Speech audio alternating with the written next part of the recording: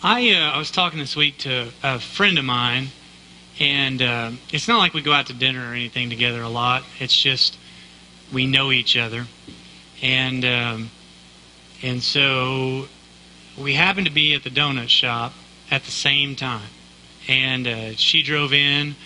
I drove in kind of behind. I didn't recognize the vehicle, and she got out, and I just said the words, "So, how you been?" And she looked at me, and her face just kind of dropped, And it's kind of like the same feeling when you call somebody by a name and it's not really their name, and they look at you like, "That's not my name. You don't know." And you want that moment back, You're like, "I won't call you that again if you." And so I said, "Well, how's it going?" And her face just kind of. She goes, "You haven't heard, have you?" And I said, "No." I said, "Is there something wrong? And she goes, "Yeah."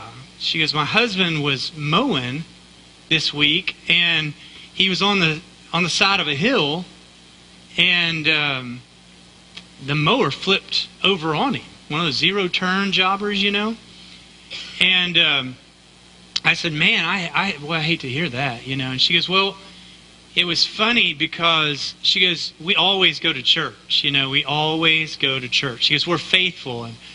And I know that they are, but it's one of those things when you're talking to somebody that their vocation is communicating on Sunday mornings in a church, like a preacher, she just felt like she needed to make sure that I knew that they weren't just skipping church, And I'm like, I'm good with that, And she goes, "And then our neighbors across the street," she said, "they always go to church. They really do. They're religious. They never miss, And I'm like, "Yeah, I know." She goes, "But it was just amazing that day." She goes, "Because he got up and we had a bunch of stuff to do, and I'd slept in, and I didn't know where he was, and so I was going to run into town real quick, and before I did that, I ran over to my neighbors because they're kind of like remodeling the kitchen, and they asked me to come over and look at the paint, and so that's where I was." And she goes, "Then we were standing outside, and all of a sudden I hear this screaming." And she said he had taken the mower up this hill, and it's a really steep incline at their house, and had rolled that mower over on top of himself. And she said all we could see was just smoke. She goes, I didn't know if it was on fire. I didn't know if he was on fire. And she goes, we ran over there, and the guy that was with him, the blades were still going and everything, and it's on top of him, and he didn't know, do I pull it off? Do I shut it off? Do I, it's smoking everywhere. I mean, this is a pretty traumatic type situation. But anyway, they finally got that mower off of him. They took him to the hospital, and he broke his back. And he had his back broken once before, back a year or so ago on a job. He had an accident, and the guy was driving a truck, and I don't know, I think he took it off the road, and it was a big OEC truck, and it broke his back during that wreck, I believe is how it was. So she said for 4 to 6 months, she goes, they say all he can do is lift a styrofoam cup. They say he's lucky he's not paralyzed because of the accident. And she said the word to me, she said, "It's just like I'm overwhelmed." And I thought, God, you are God. Because I knew what Sunday morning was going to be about. I know where we're headed today. And when she said that, I said, you just, Tuesday at 7 o'clock, I said, you need to watch this sermon online. I said, we're talking about being overwhelmed on Sunday morning. And I said, it's easy to be overwhelmed with life. And with her situation, it was just brought on her. She wasn't overwhelmed before. Everything was fine. I mean, their life was good. Everybody's working. Everybody's healthy. But in a matter of moments, just mowing up a hill, of all things, life changes completely. And instead of having two able bodies in the home taking care of the kids, and they've got horses and they've got some land, and they barrel race and do those type of things. So they're gone 3 or 4 nights a week doing that till late at night. And so I can see where it might be overwhelming to think I am the only one in the home now that can drive. I'm the only one in the home now that really is going to be cooking the meals, or I'm the only one in the house that has to carry the 50-pound feed bags out to the barn and unload them out of the truck after I'm the only one that can go buy them. And I'm the one that, well, I got a little bit of help maybe scooping the feed, But I mean, that's not a lot. And it's overwhelming. And that was just brought on. That's not something she caused, or that's not something she created for herself, but totally overwhelming. So don't tell me this morning as you sit in here, I'm not going to buy it, that you say my life isn't overwhelming, or nothing could really overwhelm me, because in a matter of moments things change in our life. So you need to be prepared. I need to be prepared for overwhelming moments. Things that can just really change the course of who we are or what we are in our life, and make it to the point where we're able to really cope, or really be able to work through or walk through those situations. Some situations we don't create, and then other situations, I guess, that we do create those overwhelming things in our lives. Ecclesiastes chapter 4, it talks about that which we kind of create sometimes. It says, "Again I looked, and I saw all the oppression that was taking place under the sun. I saw the tears of the oppressed, and I saw they had no comforter. Power was on the side of the oppressor, and they had no comforter. And I declared that the dead who had already died are happier than the living who are already still alive." So those people that have died, those people that no longer live, are happier than I am.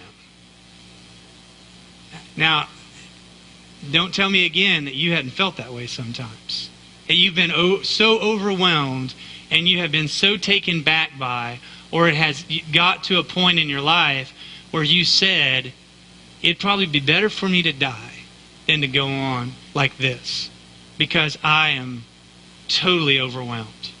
Either in your marriage, or in a relationship, or maybe at the wit's end. Even though you guys are so great and you are so good all the time, there are times as parents we are overwhelmed with you, because of great decisions you've made, or places you've been, or where you've went, or maybe there was a time you were a little sneaky, I don't know.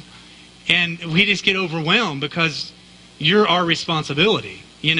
Our love, we love you so much, and we care for you so very much, that when we find things out that maybe aren't exactly how we planned for you or what we dreamed for you, it becomes overwhelming, because we see you making choices that maybe aren't the best choices in your life, and it hurts us inside. But it becomes overwhelming as parents sometimes. I want you to know that. Not because you're bad kids, not because we don't love you, it's because we love you so much. And so it becomes overwhelming, because we're saying, what can we do, or how can we do it to make it better? But it becomes to the point sometimes for some people that they even say, I just want out. I got to remove myself from the situation completely. And maybe that is temporary. Maybe that's just for a few moments until you drive off and you come back. Or maybe it's forever, Maybe it's like you drive off and you don't have plans of ever coming back. But all I know is in Ecclesiastes, it's saying that some would feel like they would be better off dead than even alive. And in verse 4 it says, "And I saw that all the labor, all I achieved, springs from man's envy of his neighbors." Trying to keep up with, trying to accomplish what other people around me have accomplished. And it's overwhelming to me to try to keep up with what other people are doing. My wife, we went to the lake last weekend, and we had a great time. There was a ton of people from the church there, and we're going to do that again, and we're going to invite just everybody to come out and eat lunch with us, and we're going to go out on the boats and swim and do all that's coming up in August. But we're sitting out there, and we were unloading our stuff. Got a 1985 Legend 19-foot inboard-outboard boat. And over the weekend, we learned that it leaks a little bit. Takes on water. Luckily, we've got one of those pumps. You can pump the water out. But, you just have to keep pumping water out. It's a little embarrassing.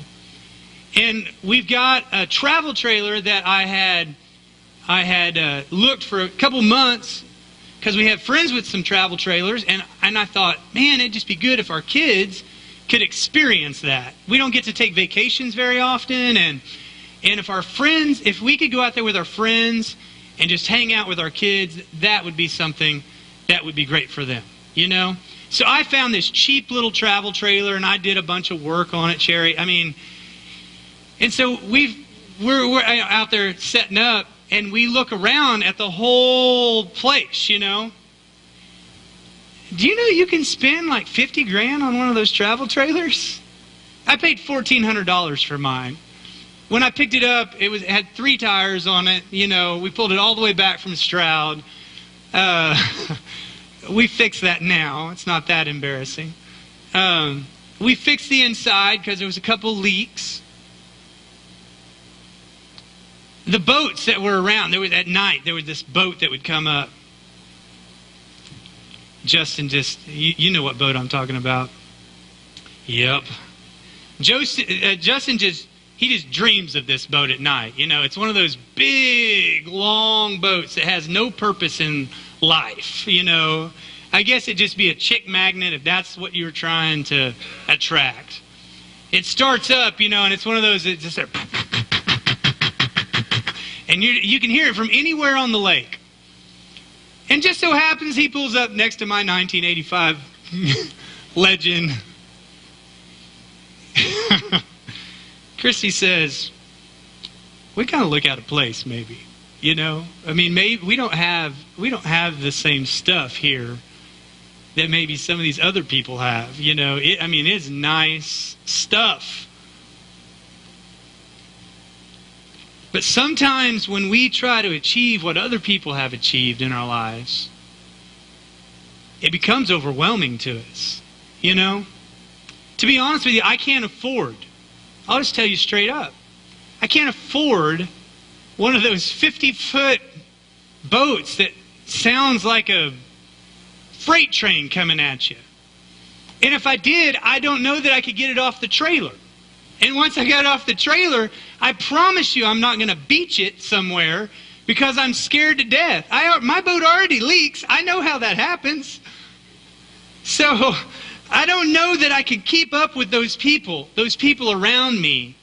But when I try, when I try my best to have the things that people around me have, and I do it just because I want to have as nice of things as you, it gets overwhelming to me because I don't handle finances very well when there's not enough. It stresses me out. It makes me become things that I don't want to be. And so I don't know if you've caused sometimes the things that have overwhelmed you. Or maybe you have. I don't know. It says this, though. It says, the fool folds his hands and ruins himself. So a fool just does nothing about it. He's overwhelmed. He's taken back. But he just does nothing about it. It says this, it's better one handful with tranquility than 2 handfuls with toil and chasing after the wind. So it's better to just have a little bit than it is maybe just to have everything and really not be any more content with your life. I know that when we find ourselves chasing after things or when we find ourselves overwhelmed, it causes a lot of stress in our lives. A few statistics. 75 to 90% of all the people that go to just a general doctor, a general practitioner, a family doctor, 75 to 90%, it's stress related. It's caused by stress. Let's just use the 75. 90 seems extreme to me. So let's just use the 75. General doctor, when you just go and you sit down and you say, I'm here, it has something to do with stress. Either panic attacks or depression or heart conditions or whatever. But that's a lot. That's most of the time we go to the doctor. We're not just talking poison ivy. We're saying I have so much stuff going on in my life. I'm overwhelmed with my life that I need something. So statistically, 5 billion tranquilizers are issued every year in the United States. 5 billion.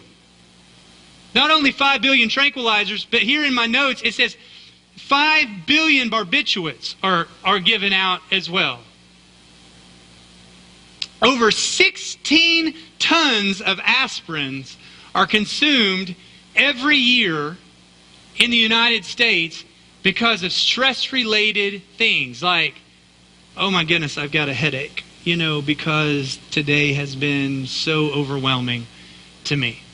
So it's just life. We live in a life that's stressful. When we begin to live in a life that's stressful, there's two options, I guess, that we have. A lot of times we choose the first one and the one that we feel like is easy, the one that we can try to do on our own.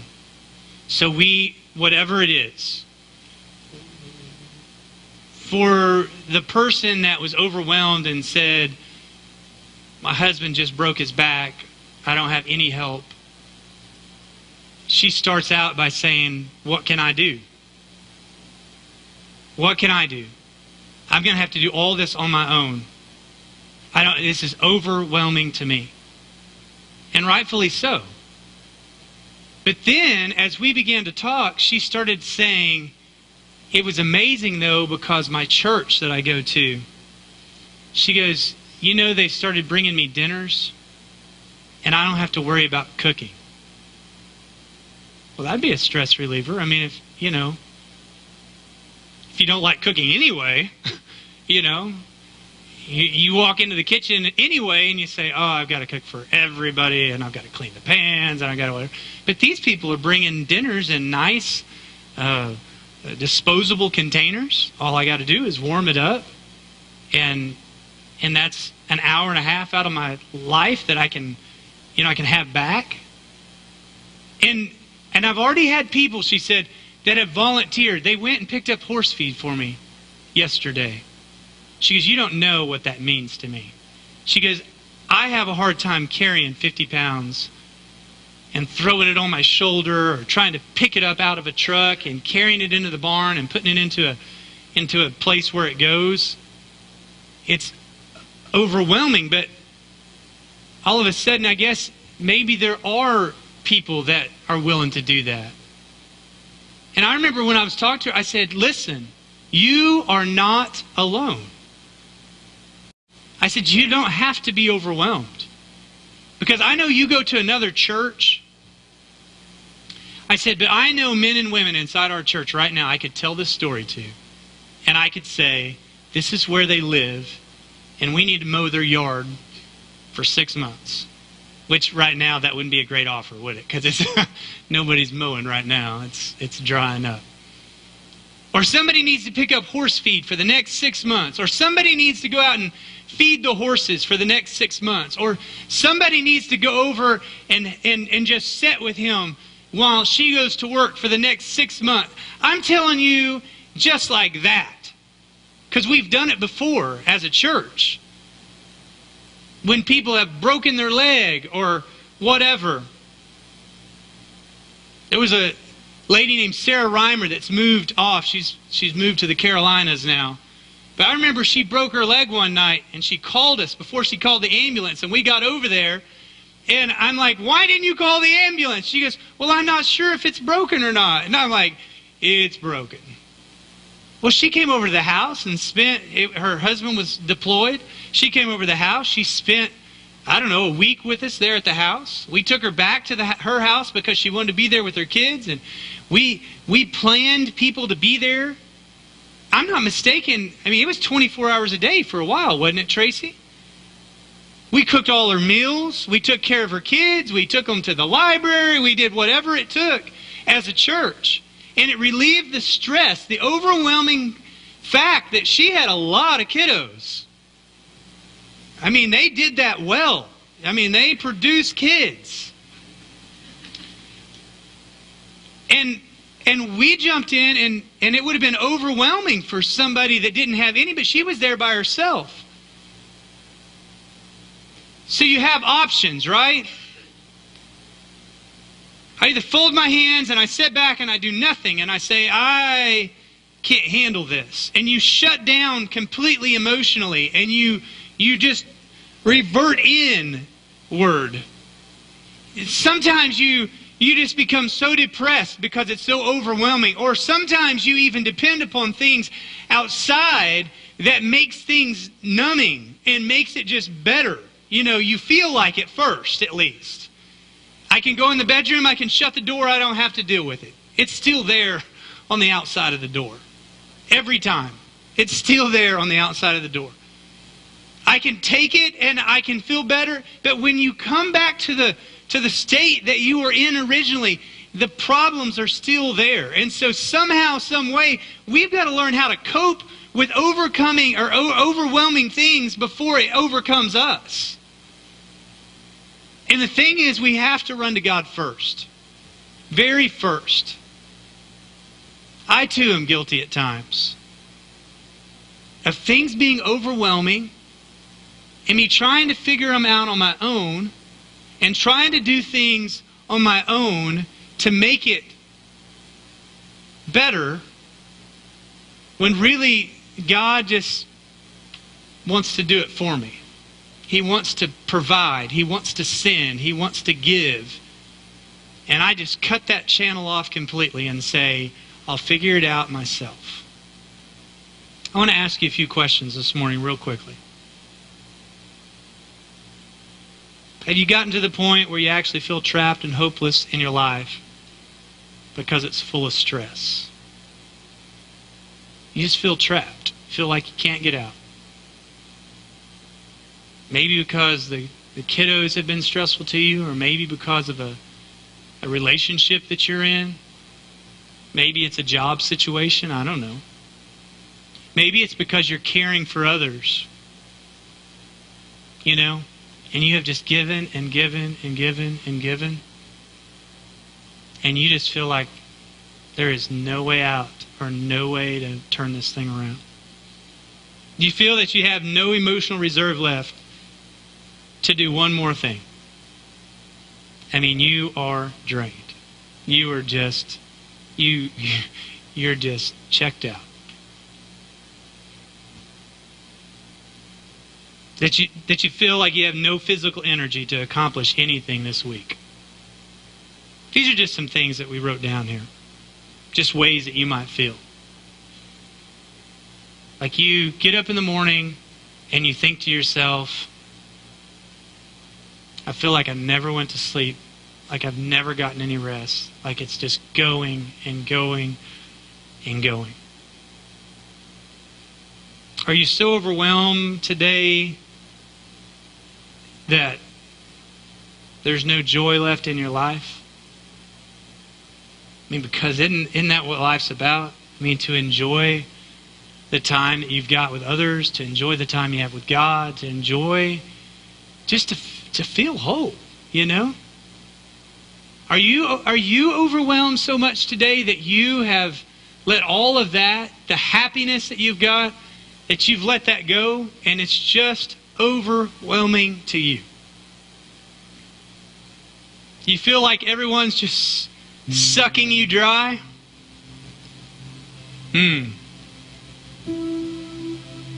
I hate that when I feel like I've done that to somebody. That it hadn't been an equal thing, you know? I think friendship should be a give and take. I mean, I think it should be a 50-50. You listen to my stories and I'll listen to yours. You know? You help me out and I'm going to help you out. But there's some relationships that are draining because it's not anything about 50-50. It's all about them and not necessarily about you. It's about what you give.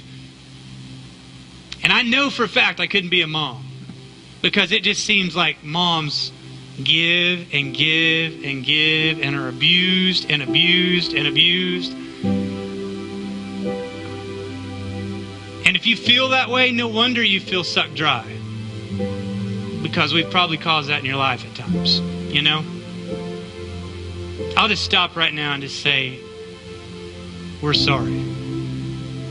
We're really, really, really sorry that you feel that way. We're sorry that we've caused that feeling in your life. We don't want you to feel overwhelmed today at all. We don't. You feel that your pace in life is totally out of control. There's ball games every night, or there's something that you have to go to. When you get off work, it feels like there's another job that you have to attend just to make it. That's being overwhelmed today. And here's what it boils down to. The pressures of life on how you perceive it, what you believe in, how you react to, how that you cope with those pressures will determine who and what you are. Now, real quickly, a scripture. Romans chapter 12 and verse 2. It just tells us. It says, don't conform any longer to this world. But you got to be transformed by the renewing of your mind. So for you not to be overwhelmed, you've got to do something different. So you're going to have to start with this. You just have to think different. And not on your own.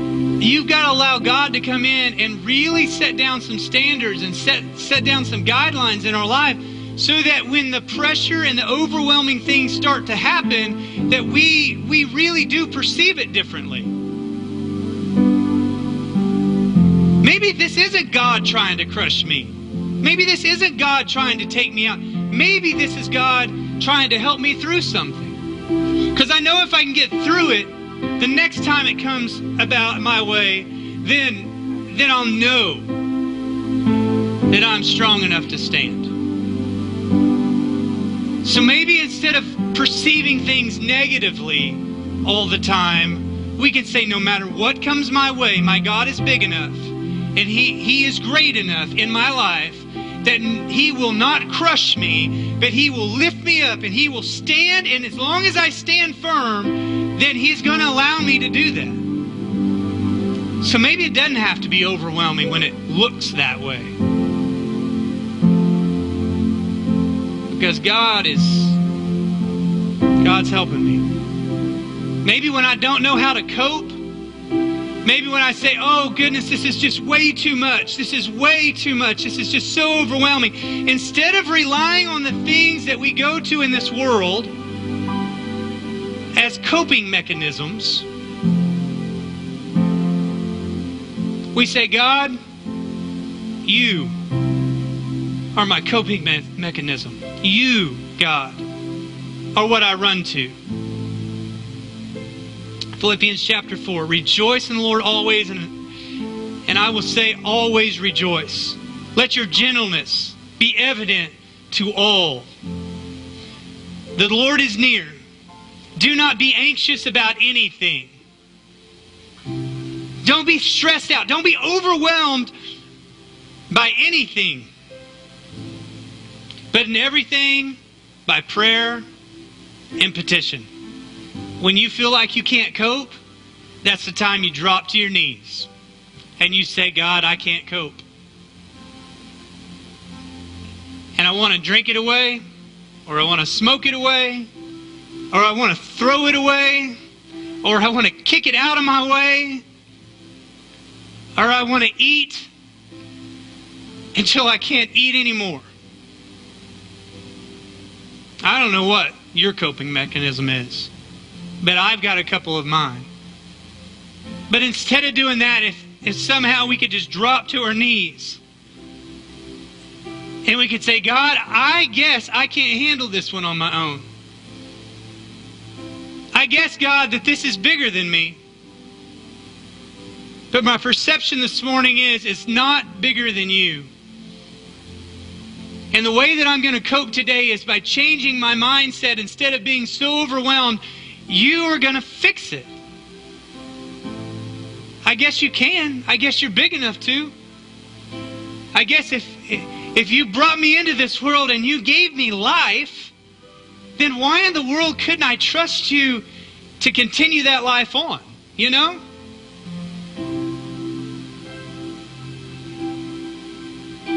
And when I start to think that way and I start to process that way, the pressure that I have, it just relieves it.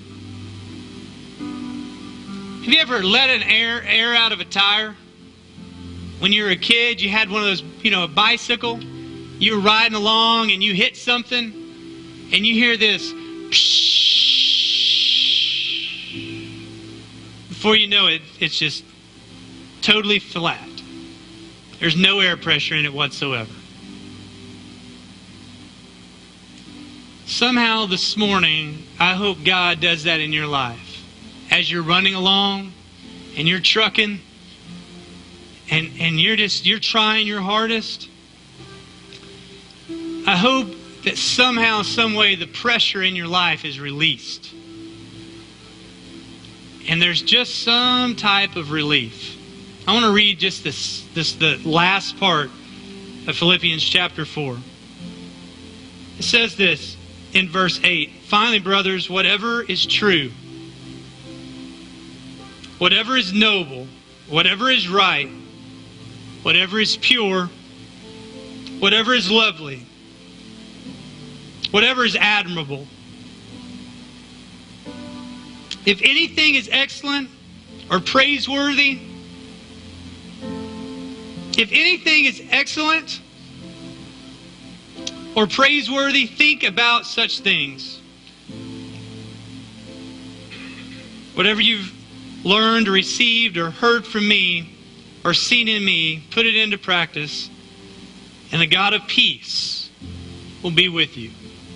Whatever you've heard, whatever you've seen, whatever you've experienced, put that into practice, and the God of peace, not the God of stress, not the God that overwhelms, not the God, no. Those are not descriptive words of the God that I serve, but the God of peace. The ones that even when it's not okay, it will be, that God. Even when you're scared to death and you have fear all around you, the one that brings in contentment and hope, that God today. That God. That's the one. I want you to do something with me for just a moment. I want you to close your eyes in a moment.